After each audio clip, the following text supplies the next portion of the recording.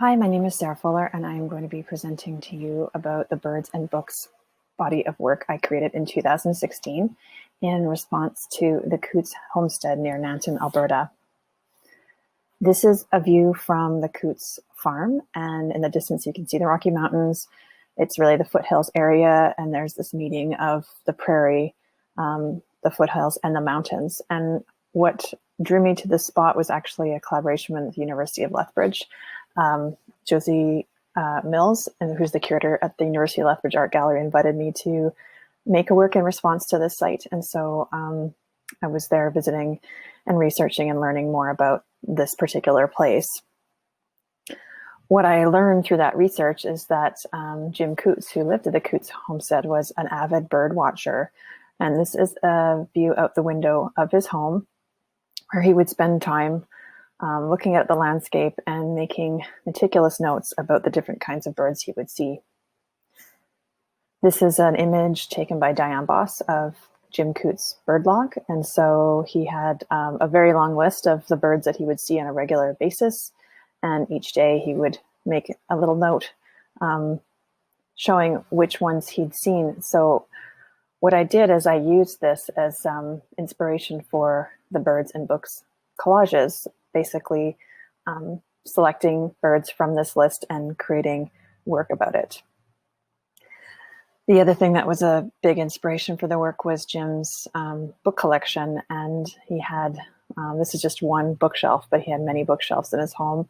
He was an avid reader, an amateur historian, really cared about the place that he lived and wanted to know as much about it as possible. And so I thought a lot about how I could integrate these multiple kind of views of the landscape, the first person observation as well as the reading into this project. So the way I made the work was actually scanning source material from different magazines and books from the 20th century. So this reflects the time period that Jim would have been alive. And a lot of the actual scans are from National Geographic. So, you know, particular kind of imagery, particular kind of advertising. This is really early 20th century advertising the background of this owl.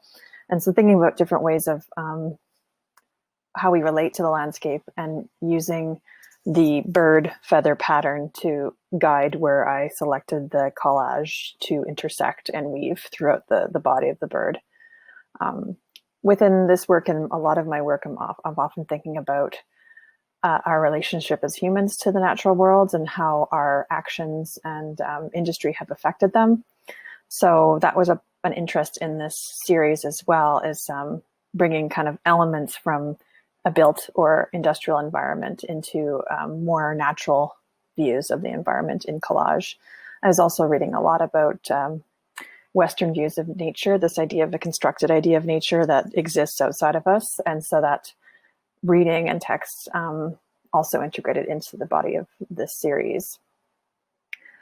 Things like fishing villages, you know, factories, small towns, things like that were images that I inserted into the birds themselves, as well as text, other kinds of patterns.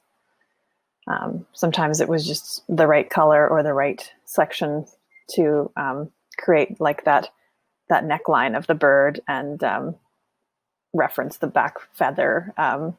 So sometimes it was more, I guess, an aesthetic decision.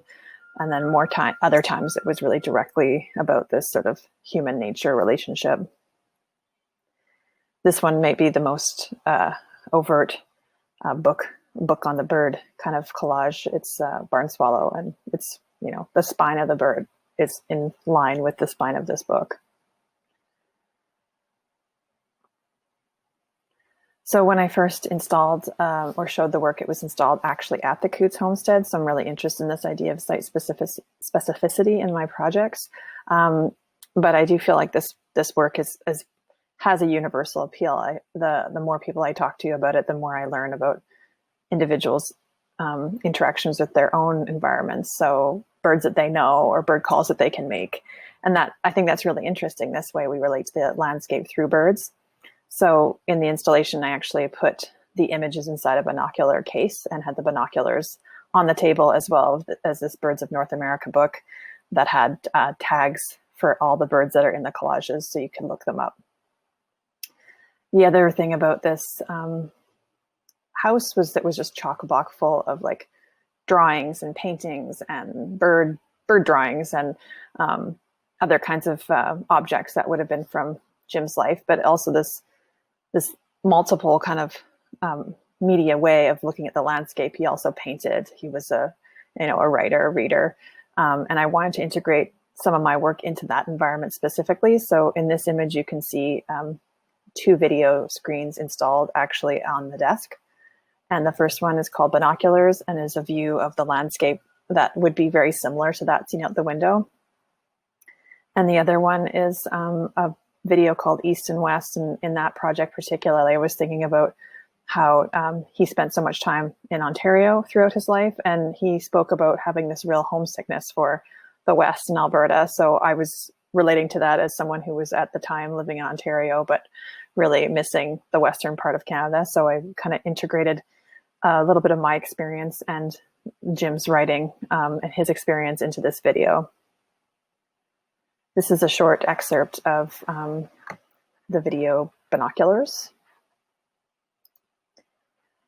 that was shown in the installation shot. And so this video is shot at a very slow pan. So you see the sightline move slowly across the landscape. And I then integrated this binocular type shape in post-production. So trying to get people thinking about a bird watcher or someone that's observing the landscape through binoculars. And this sort of slowness was trying to really tap into that feeling of waiting and watching that I think is something experienced when you're trying to observe a small animal or observe birds and not disturb them while you're in the landscape. So this more reference to an embodied, feeling of watching or being in the landscape was something that was interesting to me.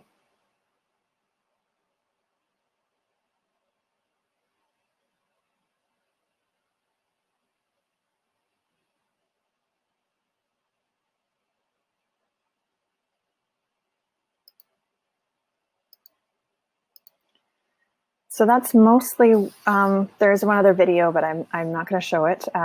You can find it on my website, the East and West video, but I did want to touch on the, currently what I'm working on, and I'm still sort of continuing this idea of bird collages and bird observations. And this is directly in relationship to COVID and basically, being closer to home this year. So in the spring, I observed a whole flock of flickers migrating down our street in the suburbs of Winnipeg. So I didn't take this image, but it's an image of a flicker. And so I didn't know much about that bird before this spring, but because of being home more, I learned that it migrates through Winnipeg in the spring and the fall, and that they travel in flocks, which I didn't know. It's like a type of sort of like a woodpecker bird.